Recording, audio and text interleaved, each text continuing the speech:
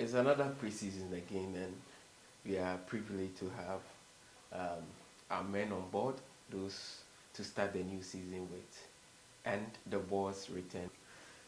The boss is here with us, and all of us are happy to have him. Coach, you are Steve, welcome. thank you, Steve. 5 weeks out feels like forever for us in the club. Welcome back. Thank you. How excited are you to be back after this period of absence? Very excited. I've actually missed everyone in the club, the supporters, the players, management members. I've mixed everybody, and I'm also so excited because during the off season we played against Hasselfolk, and then the few players that were able to put together, they were able to put up a master showpiece that brought us a victory. So I'm so excited. That's what I have to say for now. We are equally excited to have you back. Thank you. At least your presence means a lot to the team, and for that wonderful video that live phone call that you had with that before the start of that game. Coach, new boys have arrived, and then there are new names, new faces in the club. Are you impressed after your first two sessions with these boys? Though you knew them 6 months ago, you knew that these were the boys that you were bringing on board. But seeing them closely, working with them, what's your general impression about them? I think they are very good players. Technically, they are very good. They are able to exhibit the basics in the game, the basic and the advanced technical characteristics of the positions that they play. They are comfortable on the ball. They are fast. They are strong on the ball, and you can see that they are very, very confident as individual players and as a group. So I'm happy. I tracked them, and then I've been able to get them. I think they are going to give us a new face with respect to our performance. So I'm happy we've gotten them. Quality names and quality material, players you feel like they have the potential to do well, and then it's manifesting on the field of play are two different things. But whenever you go to the training grounds, we hear the fans rooting for certain players, applauding them. If whenever you see those kind of signs, and what does it communicate to you as a technical man? Is it that the supporters are just cheering things like the ordinary supporters would do, or there's something about the game that they have also noticed? I think it's an indication that what they want is what we have brought to their doorsteps. If you look at some of the individual players, they are players that I think they themselves as supporters were having them in mind, thinking, hoping and praying that the coach will also be able to identify them. And fortunately, I think our thoughts and their thoughts also met, and we've been able to bring these players on board. If you look at a player like Emmanuel Entry, Yeah. He's one of the favorites of the fans. So when they come to the training ground, anything he does with the ball, even if he makes an error, they see it to be normal. And it's a clear indication that the players and the supporters are all at the same page. And what actually it is communicating to me is that the supporters have some confidence in the players, and the players also have confidence in the supporters.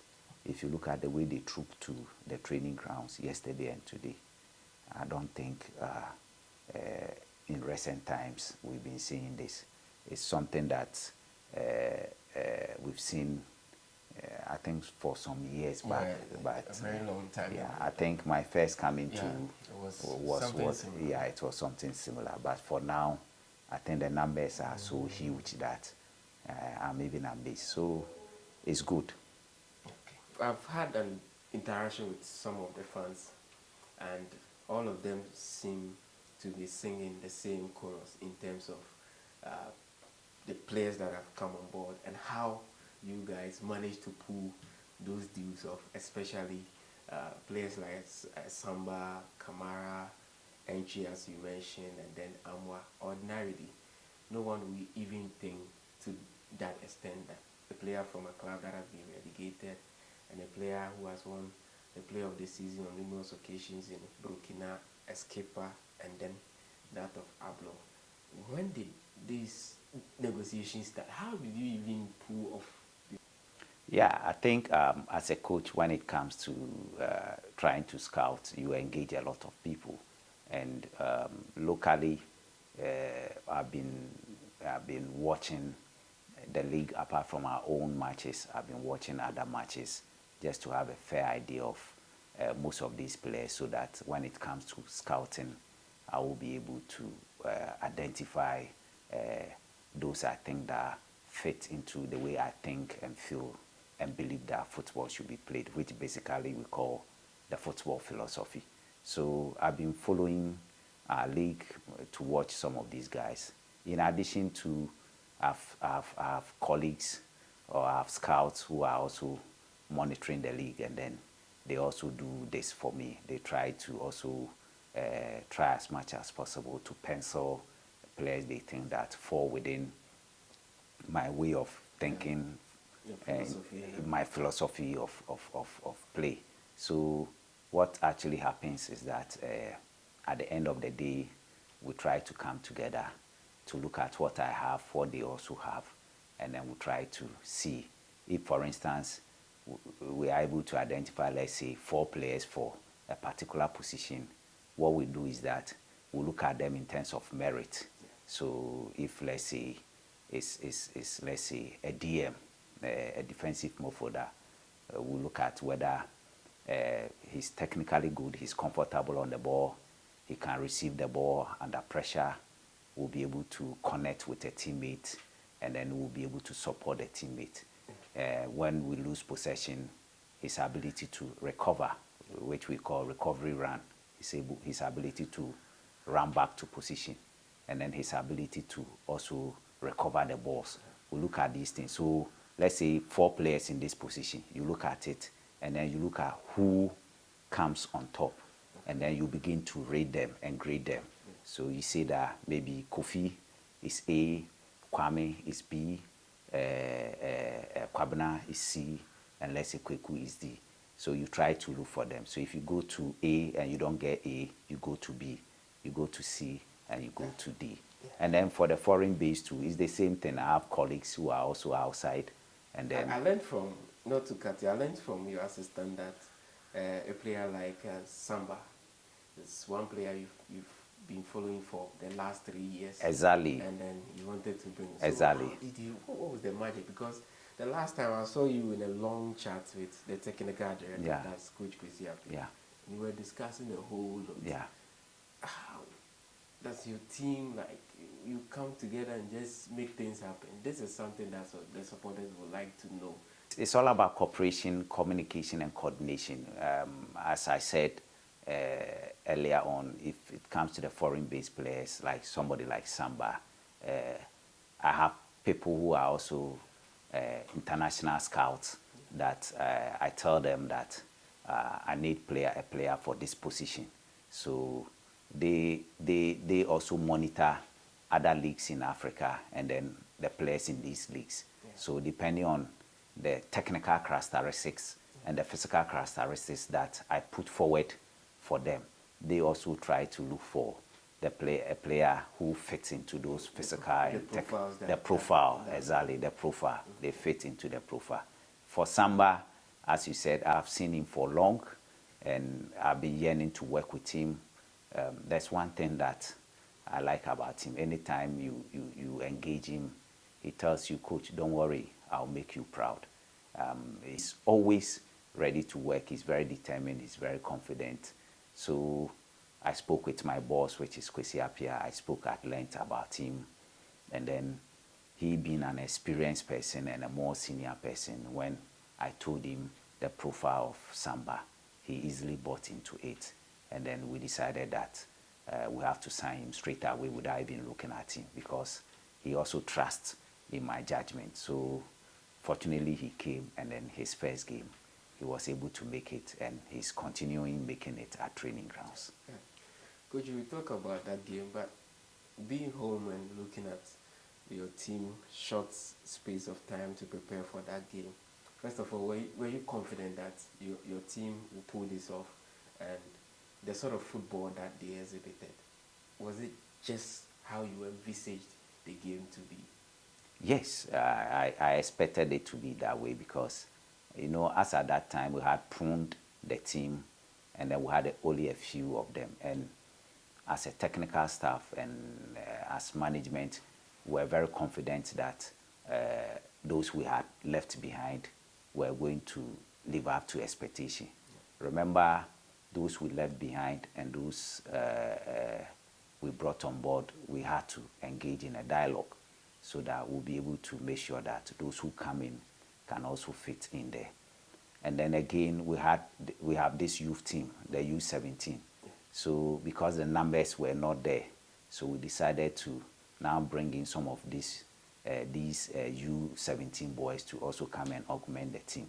And unfortunately, we had a few of the signings, and then Vischeba for Emmanuel, what do you call it, entry, yeah, and Co to come and make it a complete team.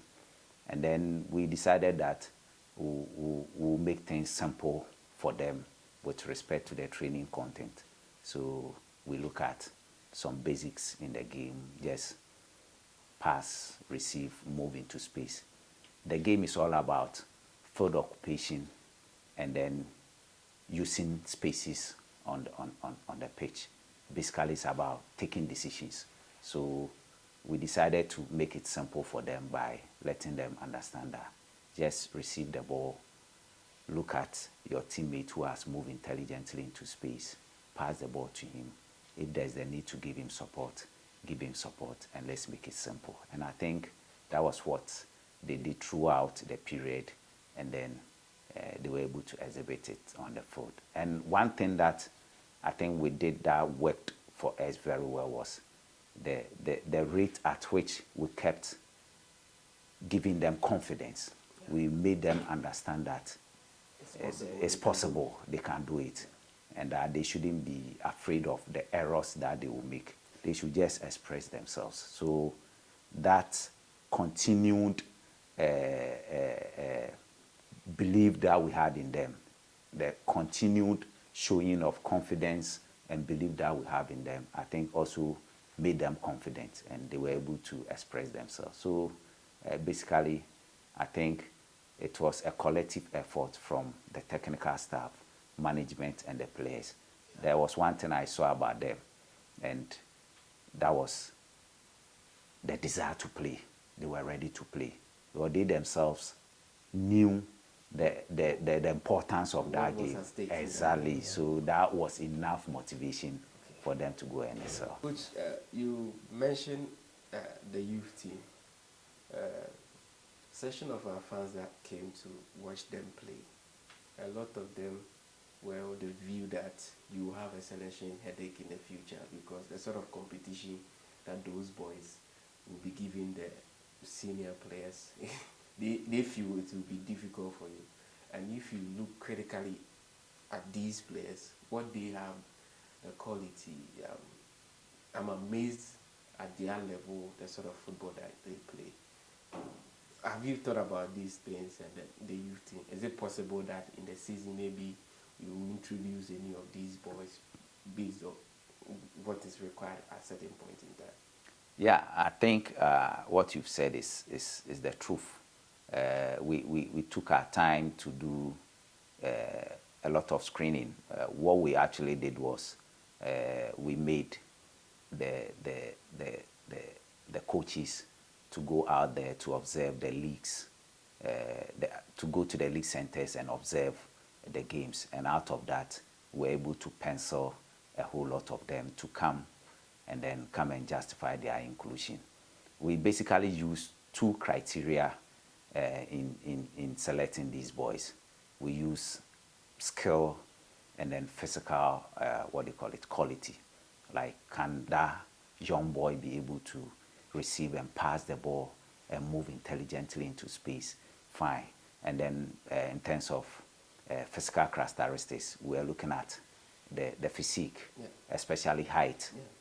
Because if you look at the European market, height is a key component or a key factor in the transfer market.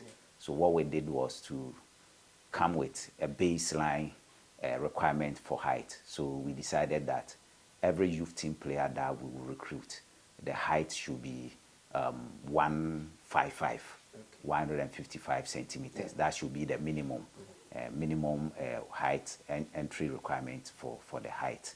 So once we got these two basic things in place, we brought them in and then we screened them. And that was why we were able to get these boys.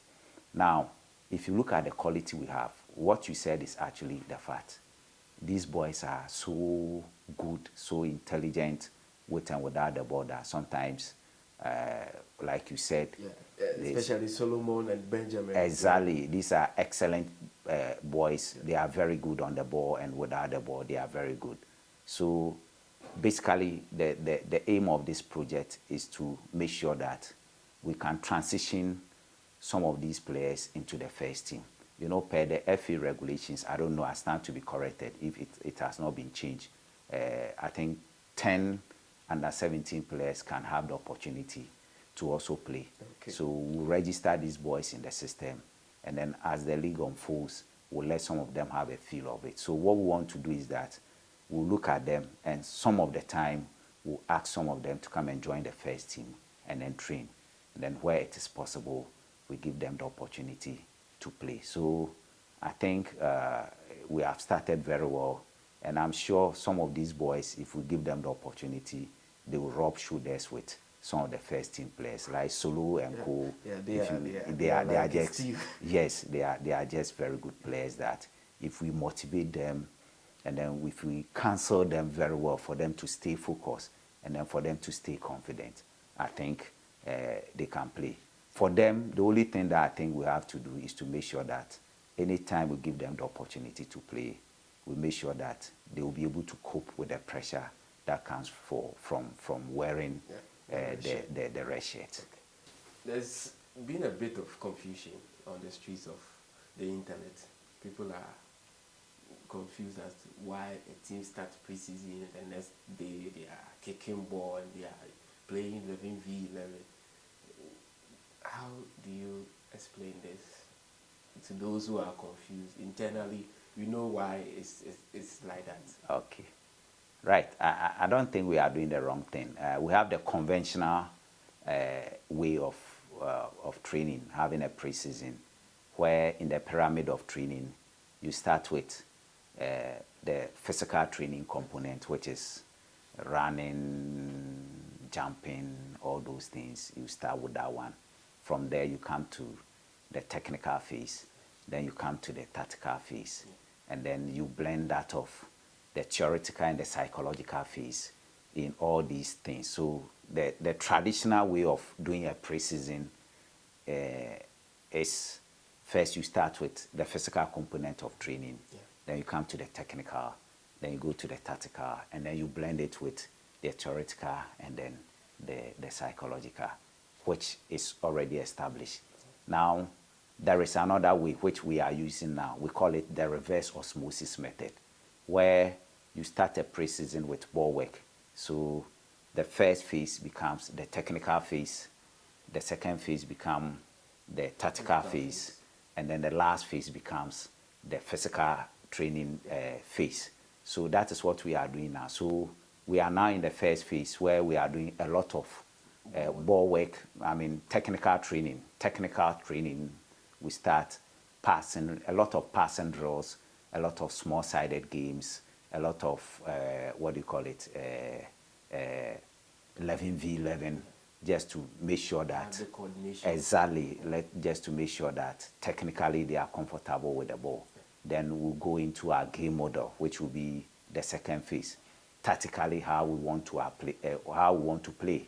So after that, when we are getting closer to the start of the season, then we'll go into the physical training phase, which will basically will be to build on their speed, their strength, agility, those things will work on it. So that is why they are seeing it. There are even coaches or situations where the coach does the preseason, the whole preseason with the ball. You see, if you are playing in a small-sided game, let's say 3v3 plus 3, constant changeover. In, let's say, in a 20 by 25 meter area, you have these 9 players there.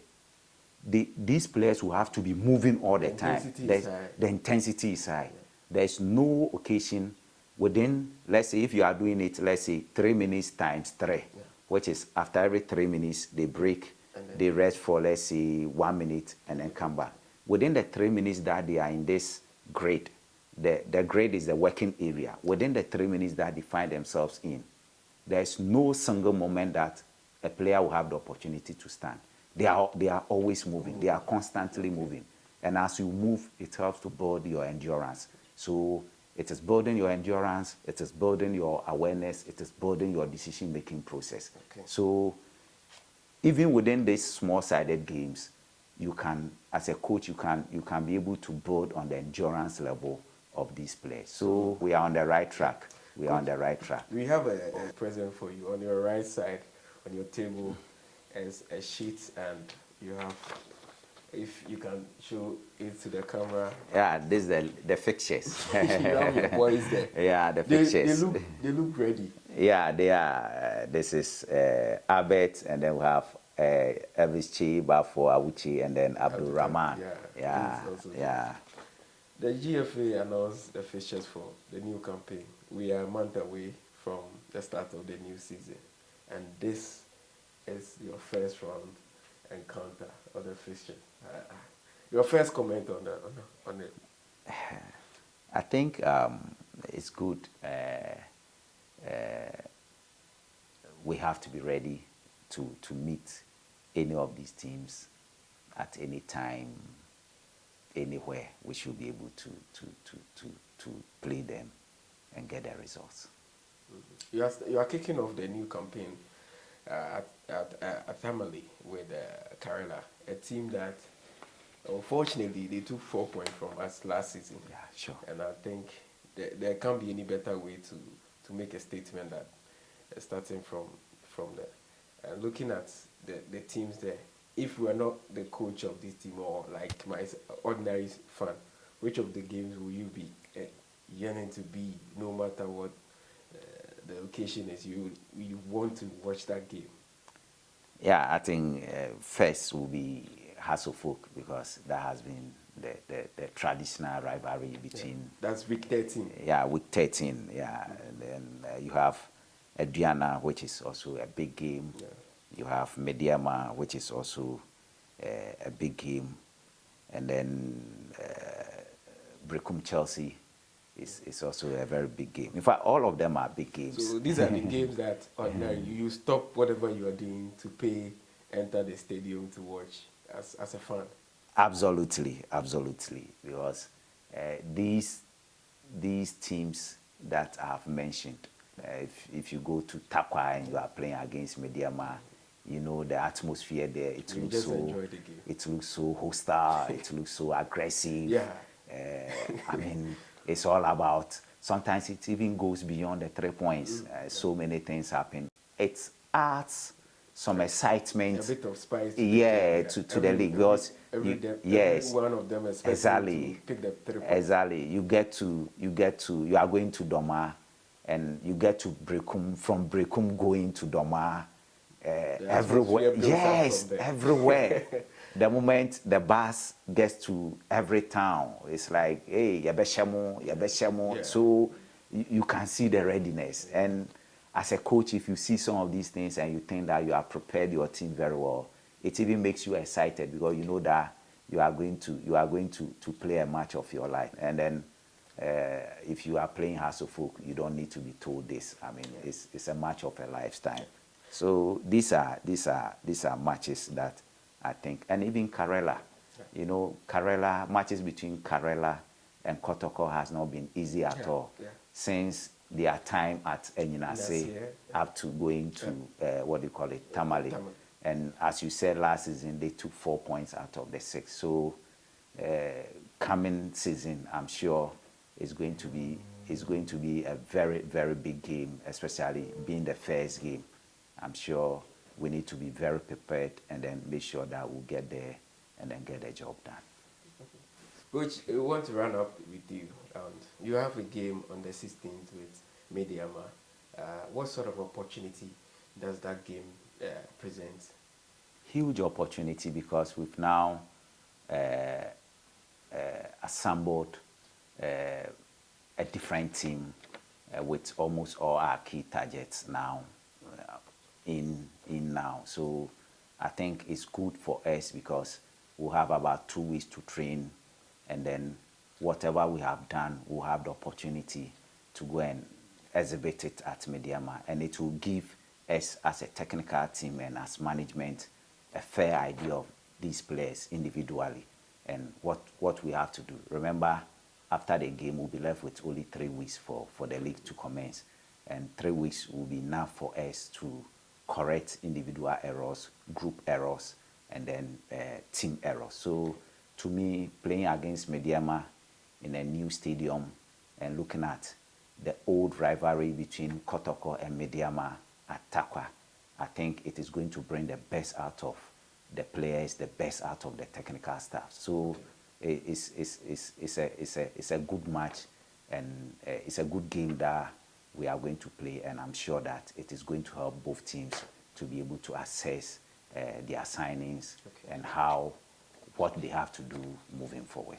Which, aside Kotoko, I would want you to pick your 4 contenders that you think they have what it takes to also challenge for the league job.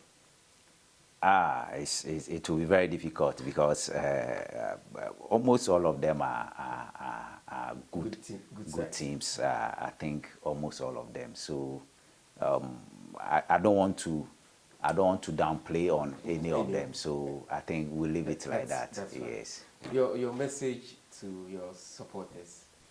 I would like to encourage all of them to support the team, because as we speak now, it is His Royal Majesty Otumfuo Osei-Tutu II, the King, who has taken over the running of the club, and he's doing everything possible to rebuild and reposition this mighty club to its former glory.